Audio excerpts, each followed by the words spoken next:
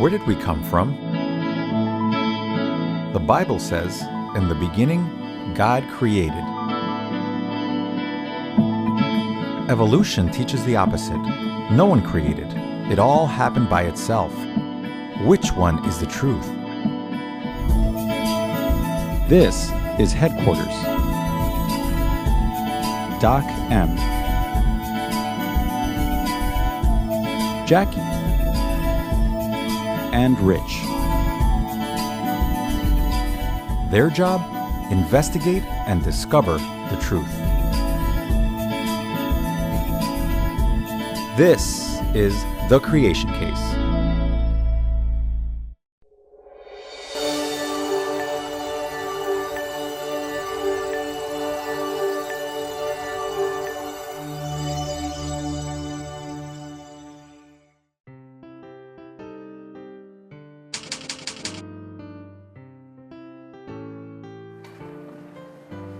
Jackie, Yes, Doctor? I love getting emails, but this one is especially far out. Really? What does it say? Well, it's from Kevin in Perth, Australia. Perth? Wow, that's pretty far out. It is. He writes, "Good day, Doc M. How you doing, mate?" Doc M, you don't have to try to talk with an Australian accent. Oh. Well, he writes, "Last night I was watching my favorite TV show, Space City Ranger." That's nice. "I never miss an episode. In this episode, General Nova sent RG-89 back in time 1,000,000 years in a time machine to save planet Aurora. I know, these are just stories, but it seems like all space stories take place way in the future or way in the past. Is there anything in real life about space that can tell us about creation? Cheers, Kevin." Wow, that's pretty impressive. He must really like that TV show, considering he's never missed an episode. Well, I've heard it's a pretty interesting show. I guess, but can something so far from the truth even be that entertaining? Yes. Doc M, is that a Space City Rangers t-shirt? What are you talking about? Doc M, what does your t-shirt say?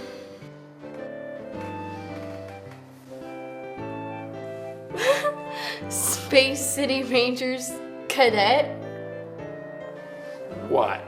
Tell me you don't want a cool t-shirt like this. No, I'm good. I'm just gonna get this whole space thing over to Rich, see if he can investigate it. By the way, where is Rich anyway? I don't know, but I do recall him saying something about trying not to get stuck. Stuck? What is he up to today?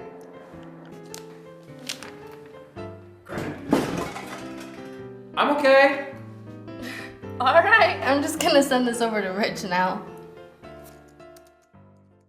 Do you have a creation question for Headquarters? Send your questions to Doc, Jackie, and Rich by visiting our website at thecreationcase.com.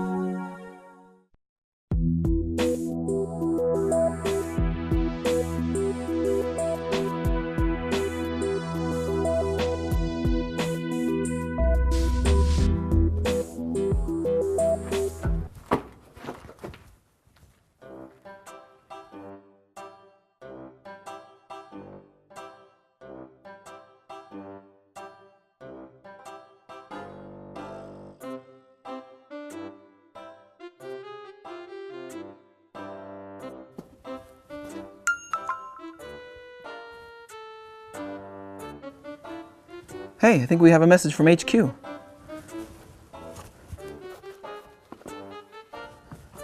It's probably our new assignment. Well, I might as well check it now. Doesn't look like I'm going anywhere soon. Hi, Rich. I hope you're doing well and not stuck or anything. How does she know? Doc M has your next assignment ready. We need you to investigate space. Of course, you can't travel to space or anything, but explore any creation evidence about space we can learn from here on planet Earth. Rich, you're not stuck again, are you? He'll be fine, Doc M. Last time he was only stuck for 2 hours. We look forward to your report. I can explain. All I did was I twisted my foot like this. Whoa! I'm okay. At least I'm free again. Space. That sounds fun. Let's let HQ know I'm on the case. Got it. Space. You know, there's a name for this. The study of the universe is called cosmology. Cosmology. That's what I'm going to call my report. I better get this down in my journal.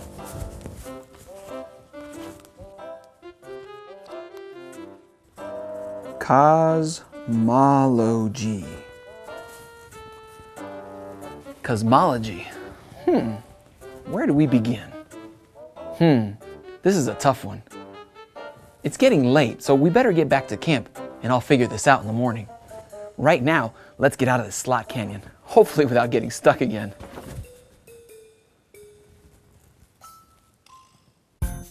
Help us investigate today. Download and print your own free journal study guide at thecreationcase.com.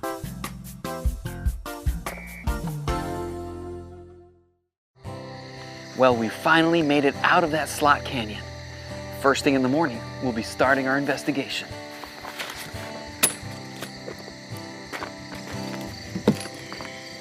Wow, what a great night to look at stars. A lot of people look to space for answers on how and when everything started. Fortunately, the Bible tells us how the universe began. It's interesting how man's science books are constantly changing as scientists discover they're wrong and have to correct them. You know, the nice thing is that the Bible never changes. It never needs to. It's the Word of God. Still, does the Bible say anything about space or cosmology? The book of Job refers to planet Earth as suspended in space, and Isaiah refers to the Earth as being round. Remember, some ancient cultures thought the world was flat.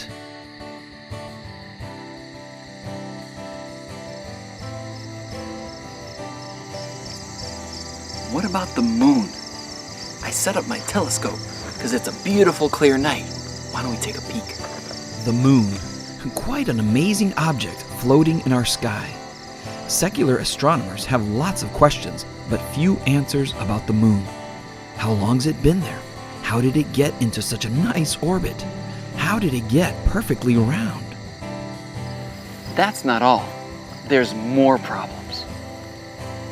Atheists, or people that don't believe in God, actually do not like the Big Bang Theory because it's basically saying that our universe simply formed out of nothing, all by itself. They're realizing that it's not a very scientific explanation to say that our wonderful complex universe simply created itself. Have you ever heard of matter such as stars and planets appearing out of nothing? Or energy appearing out of nothing? Or what about space? How does space get made? Or what about time? How could the idea of time have created itself? I think I'm going to write that down in my journal.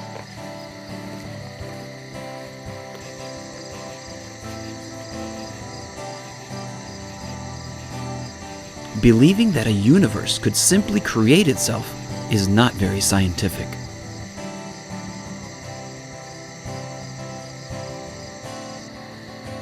You know, this is a nice little telescope, but people that look deep into space use larger telescopes. Optical telescopes look into space, and radio telescopes listen to space. We should go visit one.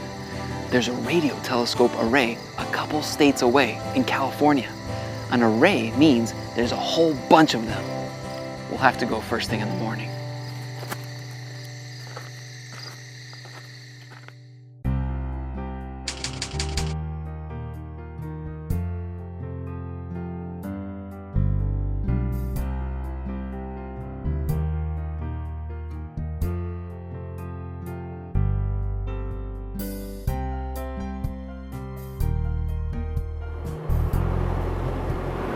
telescopes are always located far away from everything.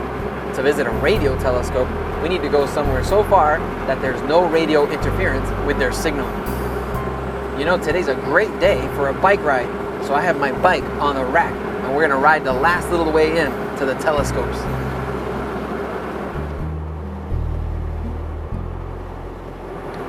Scientists build telescopes so that they can look and listen into deep space and learn about the universe.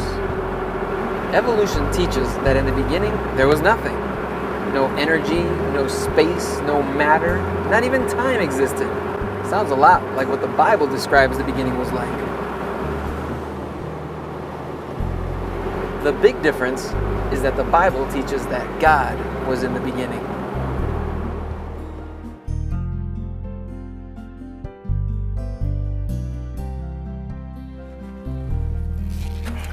So, back to evolution. They say in the beginning that time and space didn't even exist.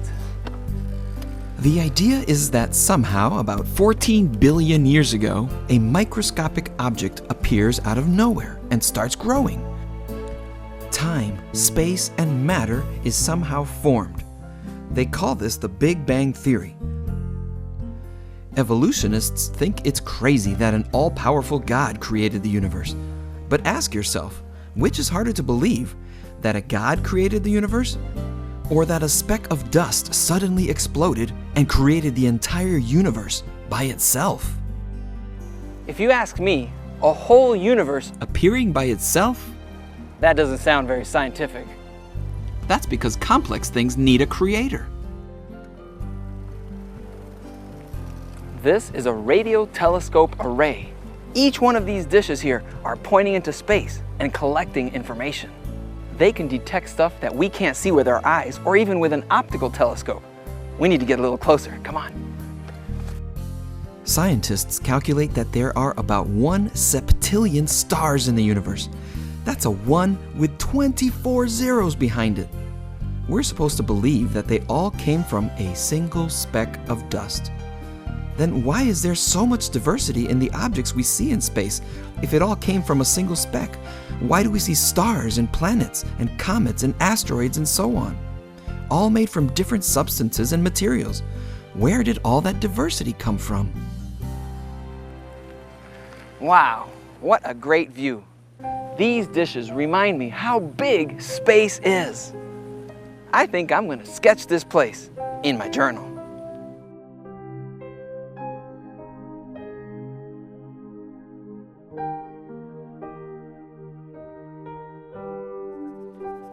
You know, if we do the math backwards, we should actually see 32,000 stars forming every second for the last 20 billion years.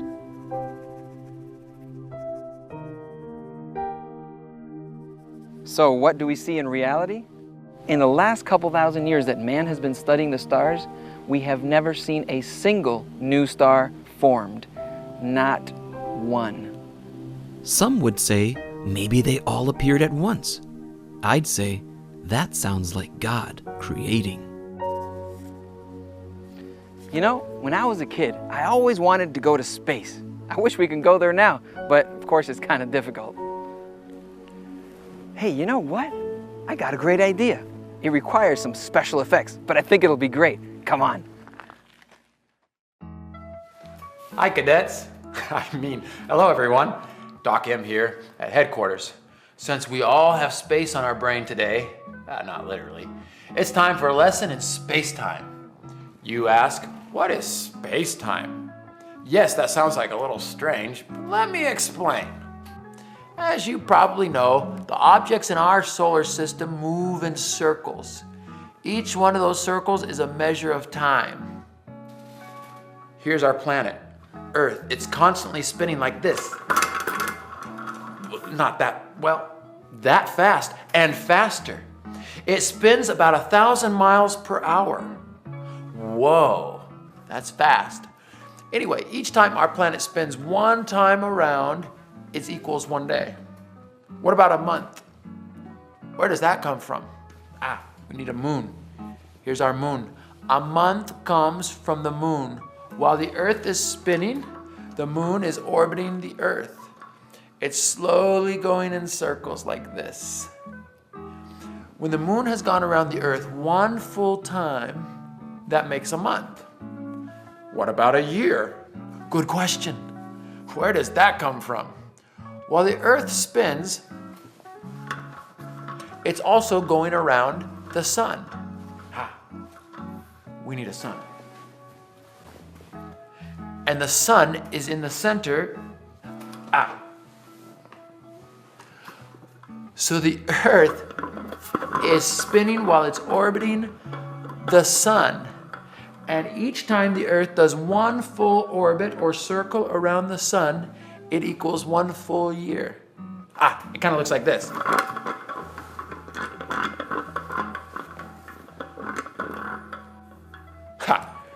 Great. You're doing wonderful. But what about a week? Where does that come from? Did you know that the week has nothing to do with space? Not the sun or the moon or the earth? Nothing. Zippo. Nada. So where did this 7-day period come from? For as long as recorded history exists, people have been keeping a 7-day week. Seems like kind of a mystery, doesn't it? Actually, it's no mystery at all. The 7-day week comes right from the Bible. Creation week. Pretty neat, huh? While many people around the world claim they don't believe in God, or they believe that the world evolved, they are living their lives in the special time frame that God set aside for us when He created us. God created us for 6 days, then rested on the 7th. Then He told us to live our lives by this simple 7-day formula. Thousands of years later, the planet lives on in that 7-day week. The 7-day week has nothing to do with space. It's simply more evidence that makes me know God is my creator. Hey everyone, it's me, Rich Aguilera. I'd love to see you at one of our live events. To see where I'll be speaking, visit our website, thecreationcase.com.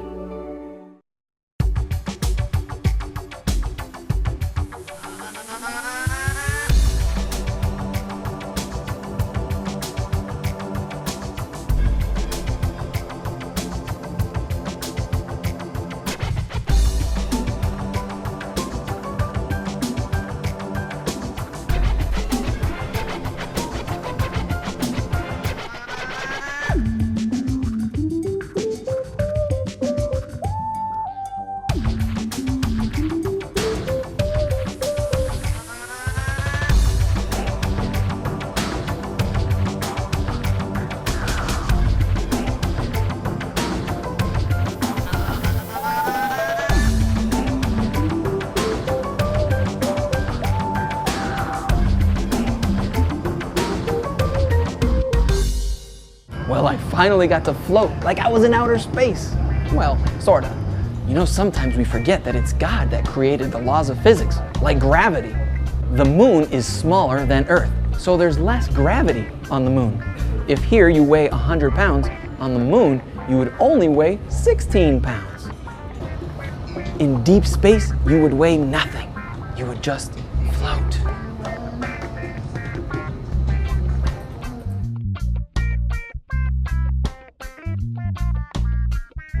You know, speaking about gravity, we can learn a lot about space by studying the stuff that falls from the sky and lands on our planet. Most of the stuff that falls from space burns up in our atmosphere, but once in a while, meteoroids make it through and land here on Earth. Not far from here, in Arizona, there's a place where a meteor did make it through the atmosphere and crashed into the ground and left a pretty huge crater. We should go check it out.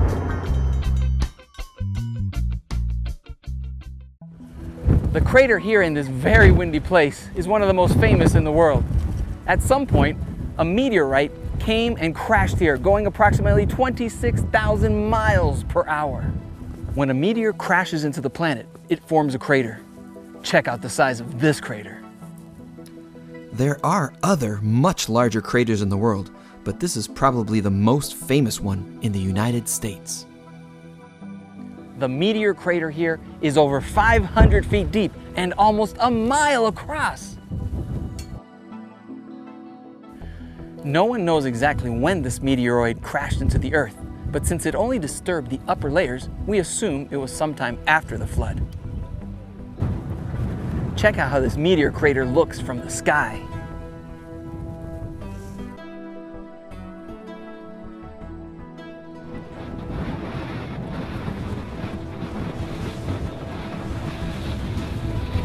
Objects flying through space pass by our planet all the time.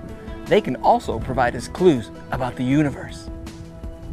For example, there are meteoroids, there's asteroids, and there's also comets. A meteoroid, also known as a falling star, is a small sand-sized particle up to a boulder-sized particle that flies through space and orbits our sun. An asteroid is much larger. It's a rock or metal object that's also orbiting our sun. On the other hand, a comet is a little different. It's made up of ice, dust, and rock particles, and it can be huge, even miles across. When a comet passes too close to the sun, the ice begins to vaporize and can leave a trail thousands of miles long that can be seen even here from Earth. Hey, I also have a picture of a comet here on my phone. Check it out. Unlike meteoroids, which are a quick flash of light in the sky as they burn up in the atmosphere, comets seem to hang in the sky for weeks at a time as they pass by our planet. In reality, they're moving over 100,000 miles per hour. No one knows exactly for sure how comets form, but we do know that every time they pass by the sun, they are losing more and more ice, dust, and debris. So here's the problem. A lot of comets orbit the sun every few years, but there's a few out there that have shorter orbits and some have longer orbits. Since they lose material every time they pass the sun, they're getting smaller. It also means that some of these comets would only last a couple hundred years or maybe a couple thousand years. The problem is that scientists teach that comets were formed from the material left over from the formation of planets billions of years ago. Comets simply don't have a long enough lifespan to have been created a billion years ago. Yes, some comets may be pretty old, but they will lose material when they pass by a star. I'm going to write that down in my journal.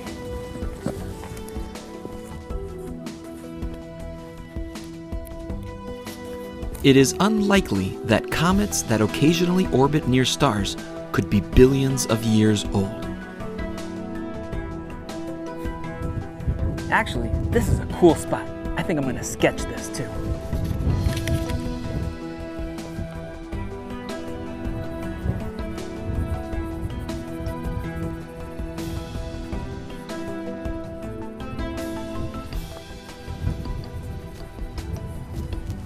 Remember what the Bible says in Genesis.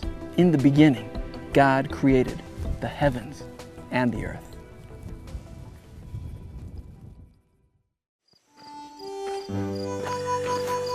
Wow, it's really amazing to think just how big space is. It's great that many smart scientists are trying to peek into deep space to figure out what's out there. All I know is that there is so much more that we don't know compared to what we do know. Well, I need to finish up my report and send it to HQ. Remember, if you want to read it, just go to our website. A close look at the universe creates a lot of problems for atheists.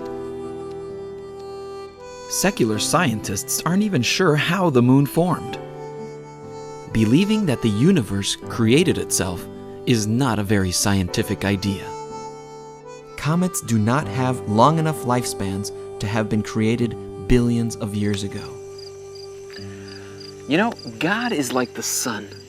He is the light of this world. All good comes from Him.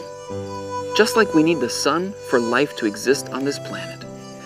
The neat thing is that at night, we can't see the sun, but sometimes we see the moon reflecting the light from the sun.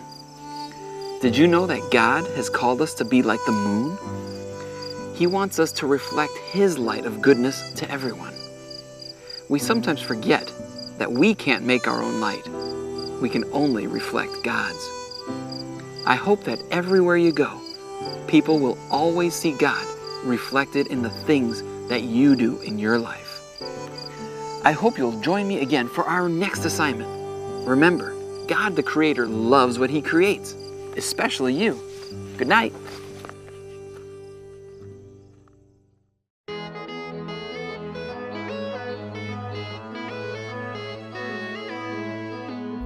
Wait, don't leave! We have bloopers!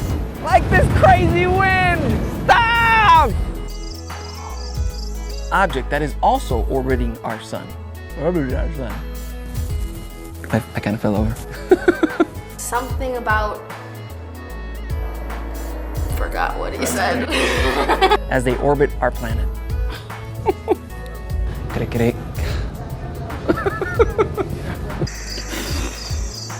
Oh, weren't you done? Since we all have space on, that is the start. By our planet. I forgot the walk away.